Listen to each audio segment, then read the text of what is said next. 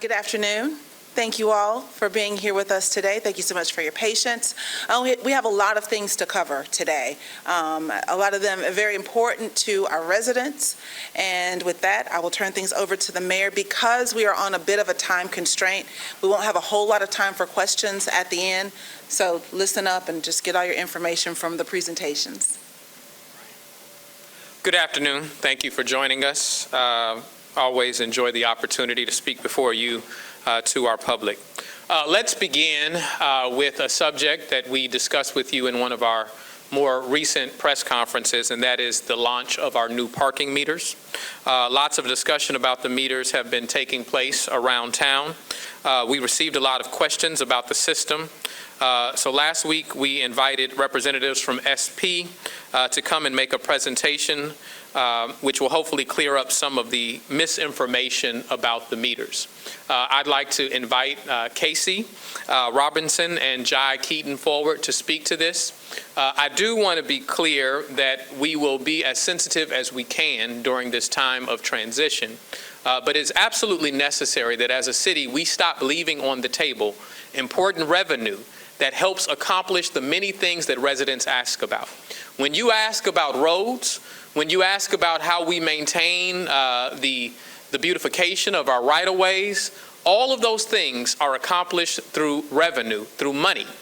It's not a matter of political will to get these things accomplished. It's a matter of resources. And if we want to be a more publicly facing, a more responsible and responsive city, then we have to be more business-oriented. And parking has been free in Jackson for all intents and purposes over the last 20 years. It is no longer free, okay? Casey, Jai. Good afternoon. Hey, everybody. Thanks for having me back. I'm Casey Robinson, Regional Manager with SP Plus Parking. We're a national provider of parking management services and technology. We've been working with the city over the last few months to launch the revamped paid parking program called Park Jackson. On May 1st, we began installing pay stations throughout the city. I'm sure you've seen them. That effort is almost complete. We continue to put up signage to further clarify, the parking areas and your mobile pay zones. I was asked to come back and just kind of provide a Park Jackson 101. So I'm just going to run through some of the basic guidelines. So hours of operation, Monday through Friday, 7:30 a.m. to 5:30 p.m.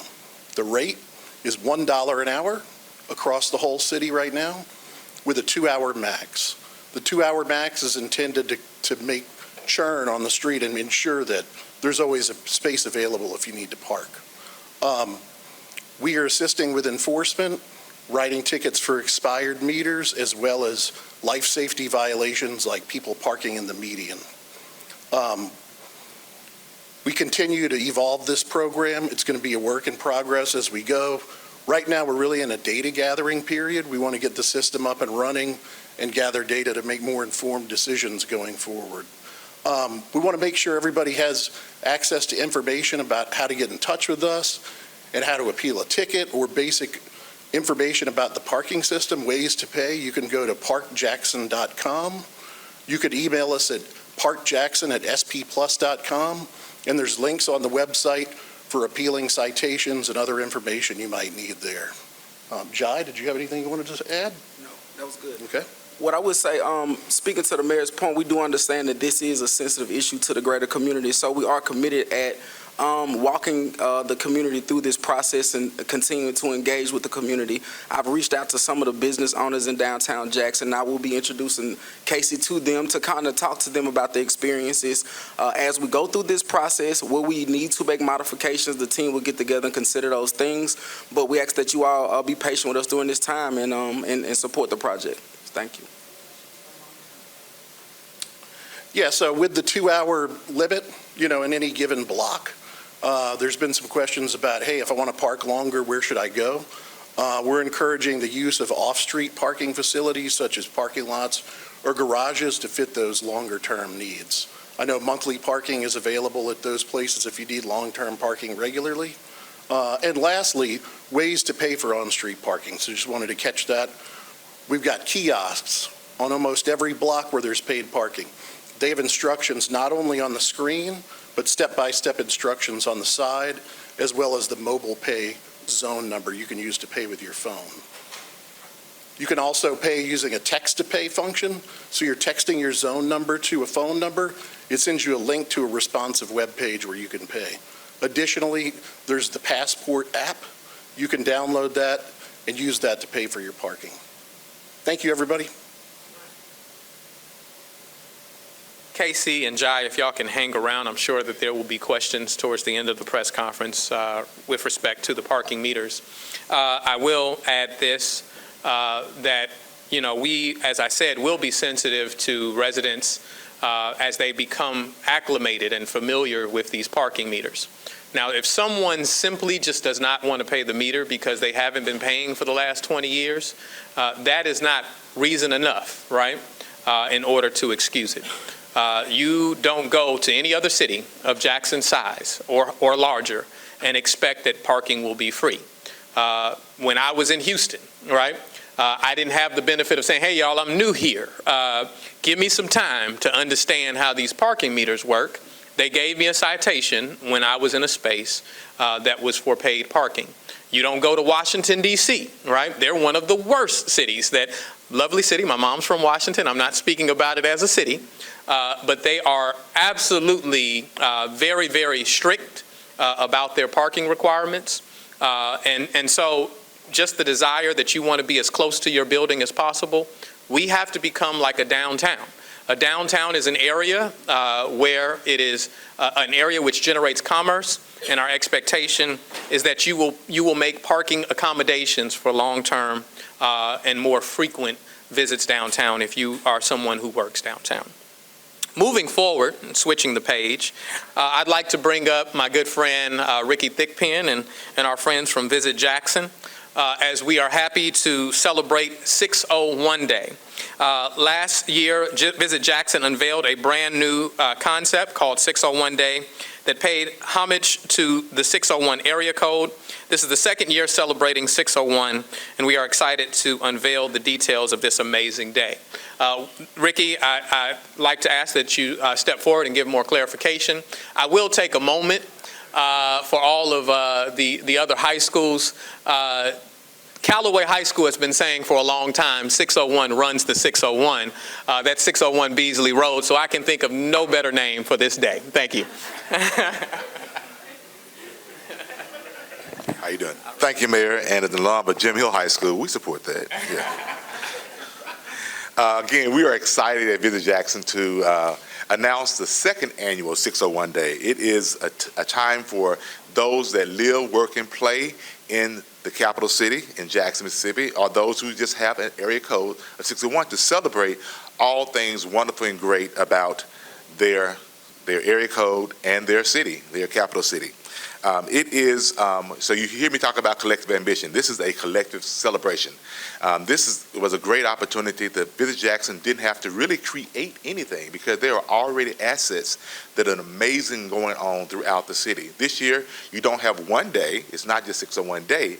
It actually be 601 weekend. So it's a Saturday and a Sunday, June 1st and 2nd. So we get a chance to celebrate twice the fun. Our partners this year include Briarwood Art Center, Howler Mouse, Jackson Run Club, Magnolia Sunset Markets, Offbeat, and On Guard Juice Skate Jam. How do you celebrate 601? Come out to downtown. There are areas. Go to visitjackson.com/601JXN Day and find about all the amazing activities. You may see an activation. Visit Jackson will be set up selling swag, giving away free merch. So we're right. I may stop right now and get out of trouble. Melissa. No, it's for me. Oh, okay. I thought you were asking just to hold it up. Last year we gave the mayor a T-shirt, and boy, I'm in trouble. So I'm out of trouble now. So there again, amazing 601 swag. There'll be some free merch, but you may in a restaurant experience a $6.01 off on your tab for $30 or more. There may be a 601 happy hour special. There may be a 601 admission to various local attractions and other ways to participate. So There are all these activities that are listed on our website, or it is not too late for you to add your event to our website by just going to visitjackson.com/601JXN today. And we're excited. So signature events, Jackson Run Club Saturday Run, Fertile Ground Summer Cookout, 601 Yacht Club, Downtown Bar Crawl, Sunday Brunch at Hallamals, On Guard Juice Skate Jam, and Magnolia Sunset Markets. Again, you can add your own event by going to visitjackson.com. This event is growing and growing. We saw a lot of positive impact on last year, and we hope to double that impact this year. Thank you, Mayor, for your support. For all of the individuals that frequently say that there's nothing to do in Jackson, that is why we present to you in this vehicle through the press conferences to inform you, to give you opportunities to make plans for yourselves and your families for the weekend. And we look forward to seeing you out. While it is 601 Day, all of you 769 people are invited too. You can come. And so let's have a good time and enjoy ourselves. If we don't celebrate us, no one else will. Speaking of partying and having a good time, I'd like to have my good friend come forward, Stephen James, and talk about this Party with the Purpose at Grace House. Stephen has done an amazing job creating a footprint of, just interactive and enjoyable events that not only allow us to have a good time, but often raise funds for, very needed causes across the city. So I'd like to ask that he come forward. For the past few years, Stephen James has worked to raise money for vulnerable populations, such as Grace House, as I mentioned, and we continue to lift him up and celebrate him. So if you could both come forward, and I believe we have the director of Grace House as well. Thank you. Thank you, sir. All right. Good afternoon. Is it afternoon? Good afternoon. All right. So thank you, Mr. Mayor. Thank you guys for the time. So like the mayor said, this year we're doing the 7th annual Old School Party with a Purpose. And like he said, we have these events to have a great time, to celebrate the city, celebrate the great things going on in Jackson. But at the end of the event, we like to always write a check and give some type of donation to a local nonprofit. So I've been working with Grace House for the last couple of years, and today we have the executive director, Miss Stacy Howard with Grace House. And I also want to say, Ricky and Visit Jackson is so good that we're already a part of the 601 Day.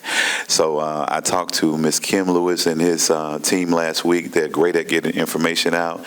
They reached out. Miss Kim reached out to us, so we're actually being added to 601 Day. So that's another example of how we collaborate in the city and work together. When Ricky and them was telling us about the event, reached out to him and his team. They said, yes, let's get you involved. Went to the press conference last week. So that's another collaboration. So let me introduce Ms. Stacy Howard. She's the executive director of Grace House. Thank you, Stephen. Grace House is a program that provides housing and supportive services to approximately 900 people on any given night and is funded in part by the City of Jackson. We provide Hopwell housing and housing through some emergency funding services. So we are providing housing to people who are living with HIV, people who are chemically dependent, people who are experiencing poverty, so below the 30% of the area median income, and people who are experiencing serious mental illness through a choice housing program. So I appreciate Stephen. I just can't say enough about him. He's absolutely wonderful. And thank you, Mr. Mayor. So, and this year, just want to put a little emphasis on it. This year, our whole lineup is all about females. So we have, a lot of people know Miss Trina from the 305, and I want to represent 1400 Mirror Drive. I had to put that in, I'm sorry. It's all about numbers today. So Trina is coming, and we'll have a big drop that comes out that says she's representing the 305 coming to the 601 for 601 Day. We got that coming out. But the whole lineup is female. So we have Miss Trina, we have Spinderella, it's DJ Spinderella from Salt and Pepper. We have a local DJ from Memphis that's a female, and then a local Jackson artist, because I wanted to represent Jackson, but I also put the emphasis on female. So this year is all about women empowerment and going and looking and identifying the ladies of hip hop. So it's all about Party with a Purpose, but we're putting the emphasis on women. Tickets available on Eventbrite. They are available right now, and the event happens June 1st, 8 o'clock to midnight, and it's at the Jackson Convention Complex. Thank you, sir. Thank you.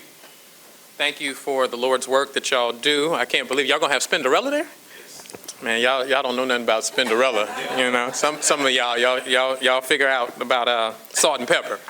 And Melissa, I ask that you do better background information before I invite somebody to speak, and throw that Murrah Drive in there, okay? I need that type of information to prepare.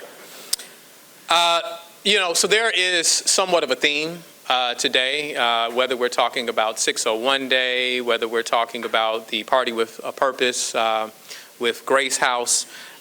We have a lot of things that are up and coming that looks at almost a 52-week strategy for tourism in our city. When we look at economic development, we look at new enterprise coming to our city. We often look at, small businesses.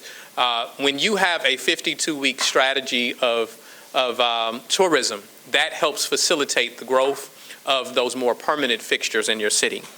With that, I want to tease that we have a very big press conference tomorrow.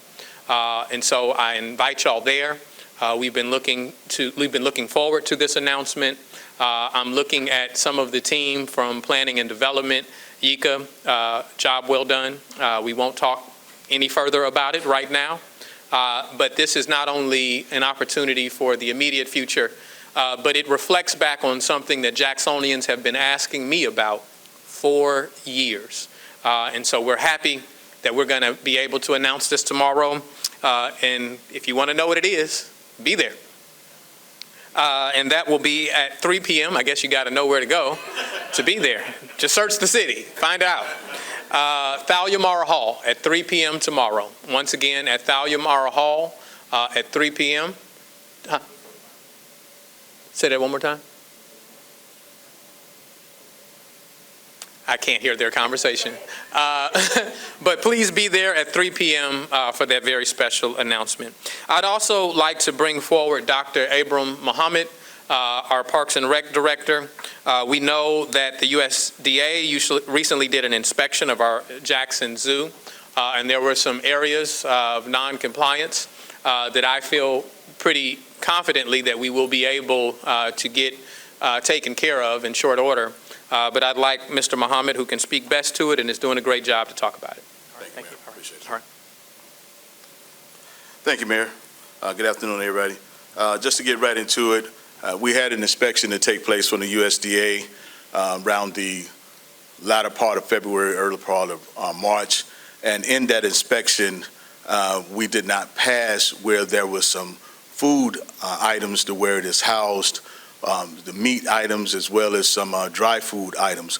The reason why I did not pass is because of the storms that it came through during that time, severely damaged the shed, which in turn damaged the chiller, which housed most of those foods.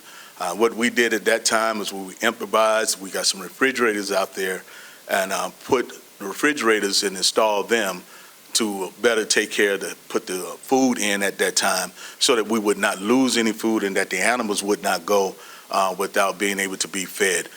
We took some receptacles that are used to house dry food, and we placed the dry food in those receptacles that kept any rodents from further being able to get into the untampered food with at that time. So since then, as you know, we had another storm to come through that caused more damage, but in between that time, we have already secured several vendors that have given us a quote, and we will start as early as next week in repairing the shed, which would then be able to put the chiller back. Unfortunately, the chiller was not damaged, so that will be back in operational, and we will be back in operation. Those were the only things that we had the major issue with. That's something that we knew that was coming.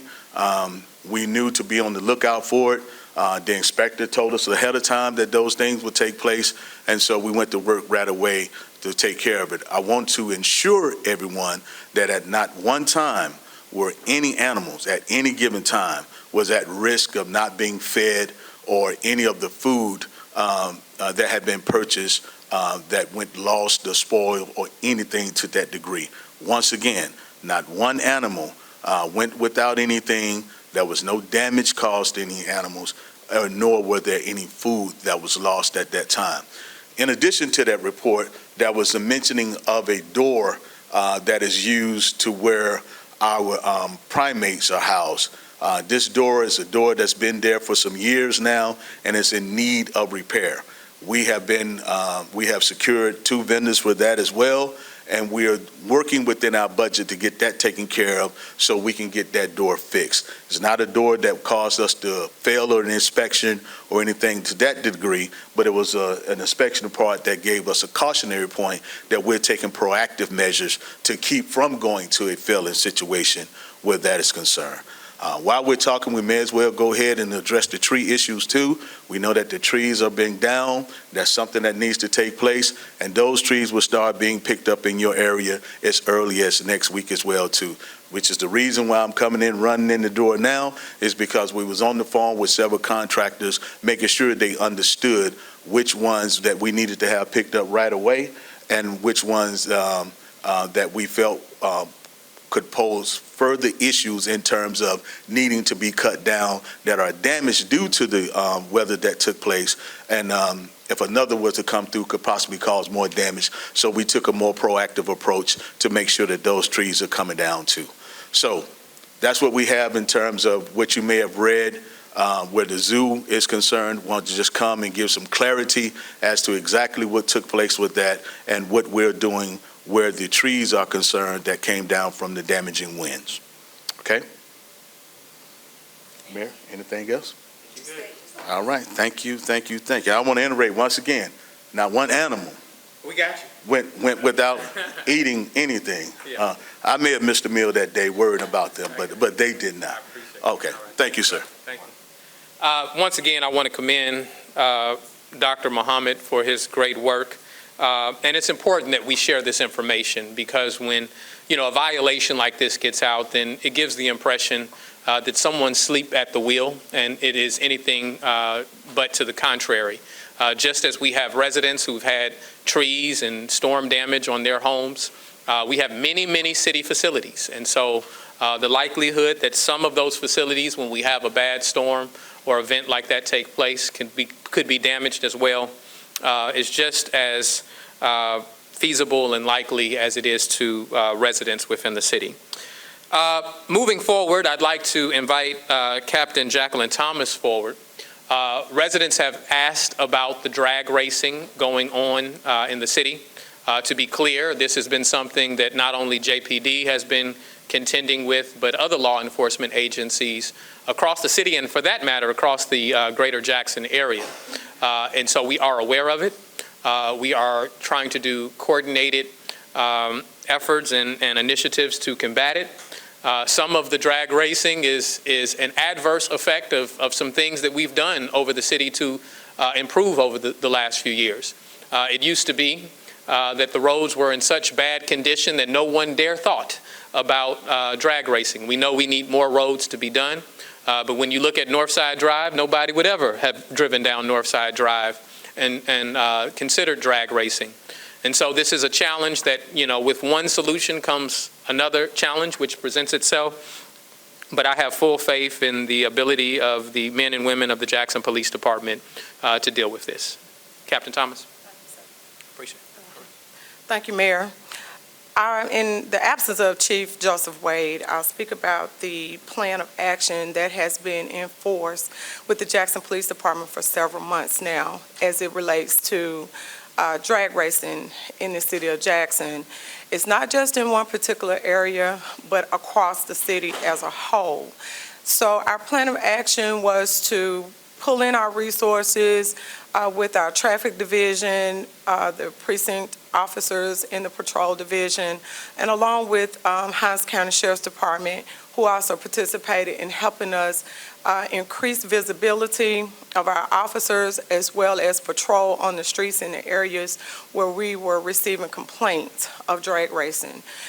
It is a dangerous thing, the drag racing. Of course, we are concerned about the safety of the public. We're concerned about the streets. We're concerned about accidents happening. And so this is a thing where the regular streets are not a place for drag racing. There are areas for that.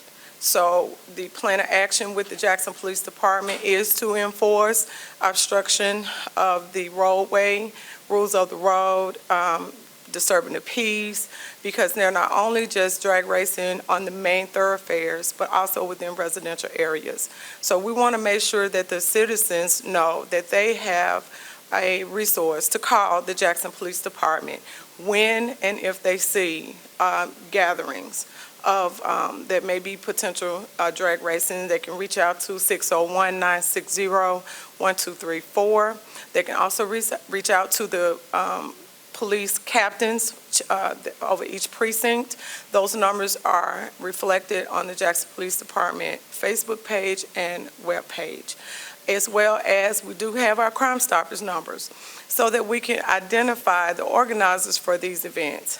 These events are becoming a nuisance in our city, and so that we can address the problem of the matter, they can reach out to 355-TIPS to give their information. We just want your information and not your identity.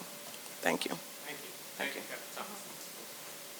I do want to emphasize that these are highly coordinated events where, as our police department seeks to set up certain traps or stations in certain parts of the city, they adjust. And so it is no pun intended, it's somewhat of a cat and mouse game that we have to play.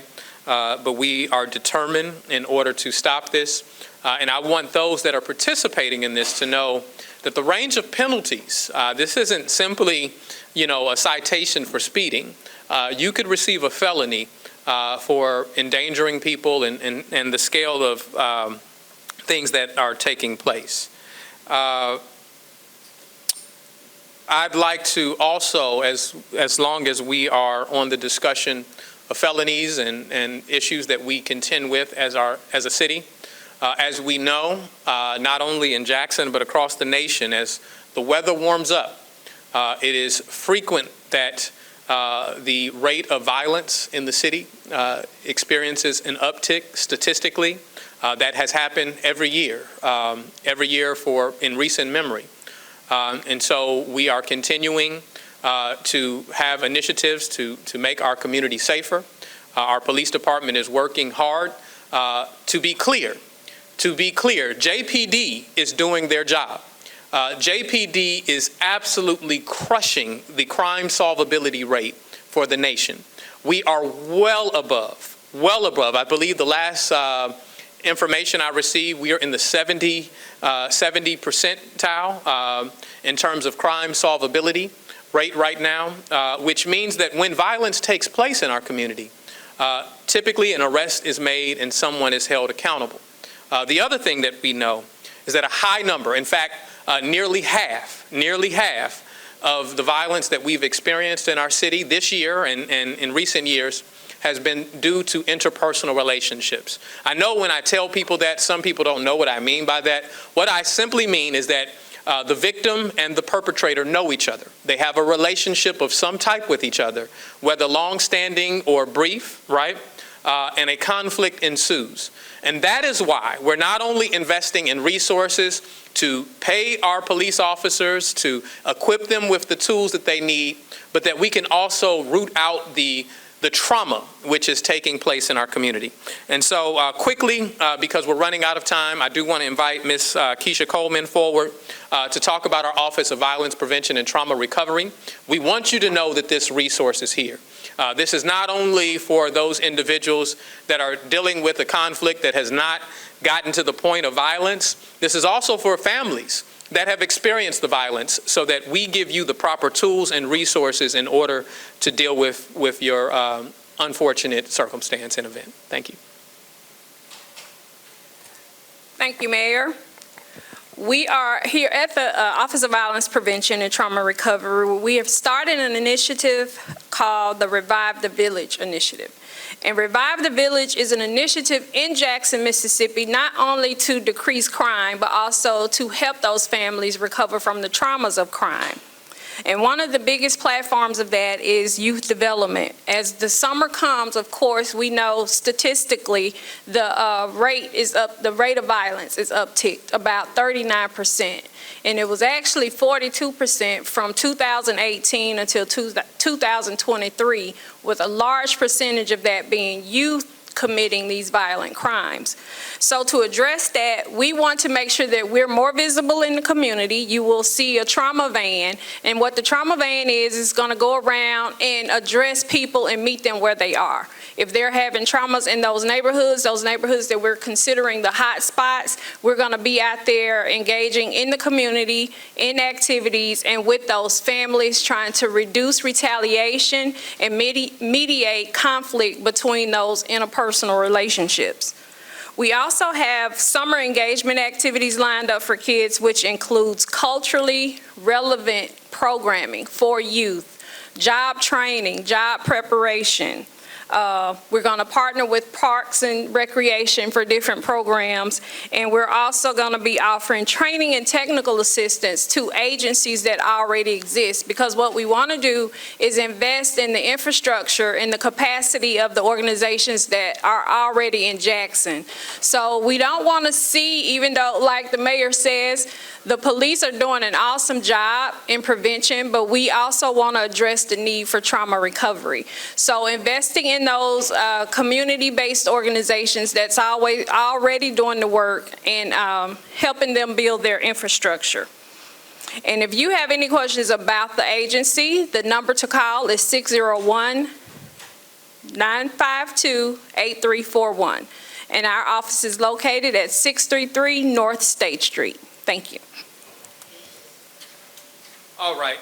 So once again, Ms. Coleman, thank you for your hard work. In addition to the program she laid out, very, very soon, we anticipate not this council meeting, but next council meeting, we will be putting forth our request for our curfew centers, giving an outlet, giving an alternative for young people that are on the streets, unengaged, and in potentially dangerous circumstances. So we appreciate that. I want to apologize to the council members who have a meeting, a committee meeting that is supposed to start now. And so we have to be quick here. Forgive us for our delay, me specifically. Last thing I will mention is that because we had an error on our notes here, the press conference that is tomorrow is not at Thalia Mara at 3 p.m. It will be at the Mississippi Arts Museum of Art, Mississippi Museum of Art. So be there 3 p.m., the Museum of Art. That is where the press conference will be. With that, quickly, any questions that you have? Mayor, can I ask you about the future of Smith-Oil Stadium? The Yeah. CEO of the got an error. What's got exactly happening in numbers right now? Mhm. Talk about the future of that organization. And if they are not there, will you have to bring in a new management, given that there's an error? No. Attempt by the state to take over the facility and the land? Well, let me say this. I think, the city of Jackson is the owner of that property, and we will be the owner in the foreseeable future. One, the legislation, which is part and parcel. I think people need to take their blinders off and see what is taking place on a consistent basis. There is a barrage of attacks on the city of Jackson. Not only do we not get the resources we need from the state, but continuously we're fighting to protect our airport. We're fighting to protect our water system. We're fighting to protect now Smith-Will Stadium. We're fighting to protect our school district, right? All of these things. We're fighting to protect HBCUs, right? Every legislative session. And so we have to call that what it is. It's paternalistic and it is racist, right? And so we need to make certain that we are clear on that. Now, with respect to that legislation, that legislation only gives the vehicle for a legal proceeding to be done if they find that there's violation in terms of the terms in which, and we feel that there isn't sufficient violation of those terms. Lastly, we feel that we have an extremely strong case towards that. And there's some other things that I won't expose because if we find ourselves in litigation, we want to come armed with information and be prepared for that. But we don't see that happening in the foreseeable future. Many of these businesses that are alleged to be in violation are state-sanctioned businesses, meaning the state gave licensing to them in one capacity or another. And so that's important. Nor do we anticipate the need for any contracts to end. Now, if a manager seeks for their own purposes that they want to leave, I have not had that conversation, then that's another matter. But based on this legislation, which, to be clear, did not have Smith-Will Stadium by name in it.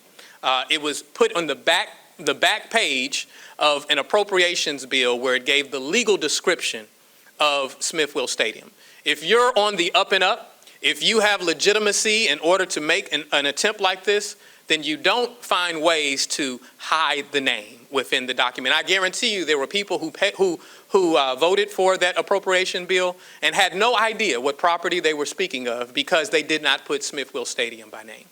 Yes, sir. Can you give us any insight into what this meeting with NV for the J-Tran bus drivers is going to be on Wednesday, I believe?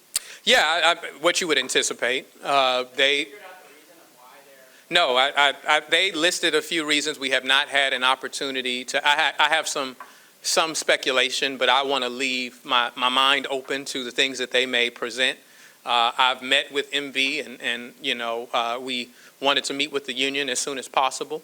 I do want to be clear that, that we want to make sure that there is opportunity for dialogue and for issues to be ironed out. I have never taken a particular side. I've never said that MV was correct, and I've never said that the union was correct. What I have said is that we need the opportunity to have these conversations before certain action is taken. And so we look forward to that meeting and having an open mind with respect to what their issues are. To be clear for the residents, MV is the management company of J-Tran. The city of Jackson, while we own the buses, we own the service, we do not employ the drivers. They are not a part of the Jackson workforce. They are MV employees. And so we want to come in a mediation capacity to see what the challenges have been. So it'll be MV, the drivers, and the city at this meeting? No, we at the appropriate time, we'll bring all the parties together. This is the opportunity for the union to speak to us and let us know the concerns as they see them.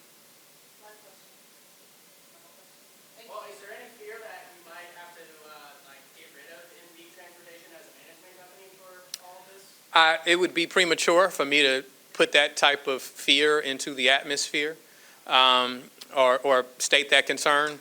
Right now, we're in a fact-finding stage, and so I don't have sufficient facts or the official position of every party in order to make to put that premise out there.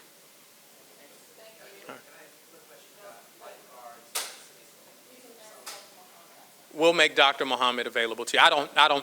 I don't know while I'm right now as I stand here anyway, so we'll make him available to you. All right, thank you.